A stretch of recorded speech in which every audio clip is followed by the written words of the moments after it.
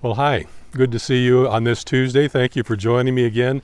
Just a short word this morning. I took some vacation time this last weekend because my son was able to come over and help me work on my office and get air conditioning put in there and get it wired. And so a lot of that's done now. I'm kind of in the middle of insulating and putting sheetrock up, but he was available for the weekend, so I asked Eric to take the service. And of course, Eric is always willing and did such an excellent job. I got to tune in and watch on Sunday, so that was a great blessing. What's on my mind today is little things. We often think about big things. You know, where we want to go. If we could go any place in the world, where would we go? What would we do? If we had some money that we could spend on, what big thing could we do? We also think of that in terms of helping people. We think that it's the big things, that if I can't do something really awesome and huge, then I'm not that much of a help to someone. I had the privilege this week of having two ladies that I got to minister to. One by being in our house because it was Mom, and I say ministered to. I really didn't. She did to me, but it was just a blessing to be talking to her. I was talking to her about her life now, and what she spends most of her time in her room, in her recliner. She has her Bible opened and other books that she loves to read, Christian literature, and. But I asked her what she spends her time on, what's important to her. And she said the most important thing in the world to her is prayer. She says, I really can't reach out to other people and do things for people like I used to, but I can pray. And so she does. She prays all the time. And so many of your prayer requests that have come in through the church have ended up on Mom's lap and in her heart as she's sought the Lord on your behalf.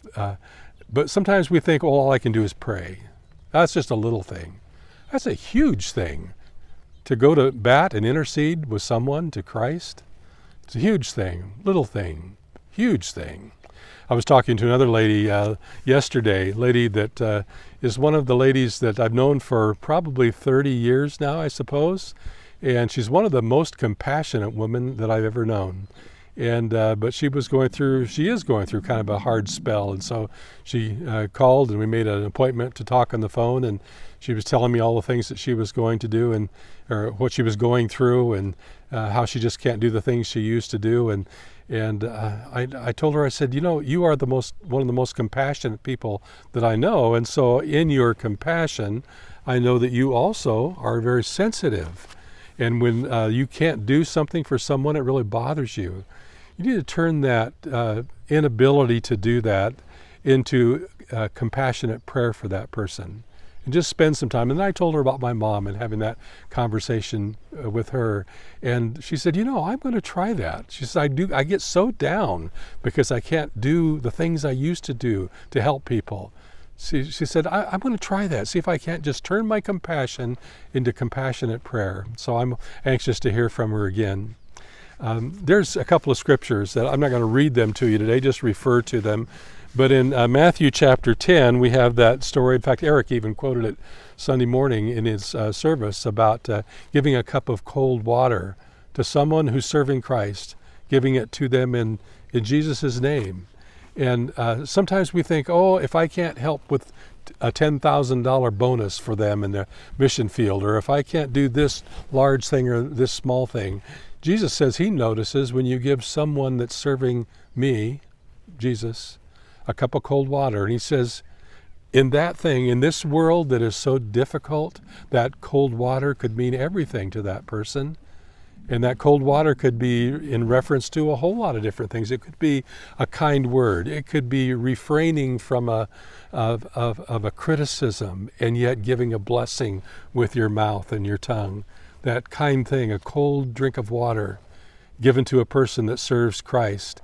And Jesus says at the end of that passage, I think it's in verse 42 of chapter 10, he says, whatever you do like that, even a cup of cold water, to help that person that's serving me, you won't lose your reward of doing that good deed to them.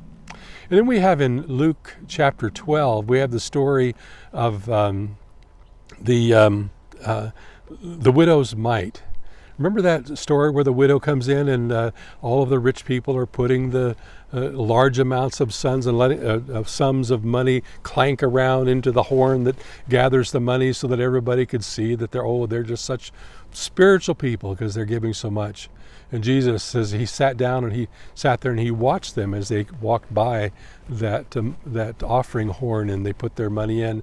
And then all of a sudden this lady, this very old lady, comes in, and all she has is 2 mites, and she puts it in so quietly, and it's not heard. And Jesus says, you know what? That lady is given more than all of those that came with those large amounts because she gave from her heart and she gave all that she had. A little thing. And yet it's an interesting thing. I've always thought that verse was interesting, and maybe someday I'll get a chance to ask the Lord about it, because it sounds like what he's saying is that the value, something mysteriously wonderful happens when the value of that thing that she put in, which seems so small, the value to him and to the value that it will serve is more than the value of all of those large sums of money, because they weren't given from their heart. And so somehow, supernaturally, Jesus increases the value of the widow's mites.